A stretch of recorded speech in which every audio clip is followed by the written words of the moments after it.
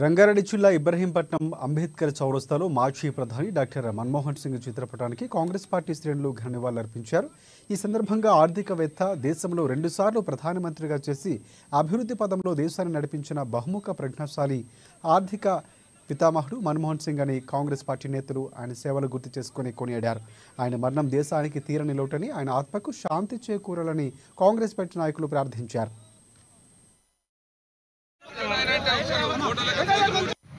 తత్వవేత్తటువంటి బలశాలి శ్రీ మన్మోహన్ సింగ్ గారి లేని మరణం ఈ రోజు జీర్ణించుకోలేంది. వారి మరణానికి ఇబ్రహీంపట్నం నియోజకవర్గ కాంగ్రెస్ పార్టీ శ్రేణులు తీవ్రని దిగ్భ్రాంతి సానుభూతి వ్యక్తం చేస్తా ఉన్నారు. వారికి, వారి కుటుంబానికి ఇబ్రహీంపట్నం కాంగ్రెస్ పార్టీ తరఫున ప్రగాఢ స్వరబోధి తెలియజేస్తా ఉన్నాం.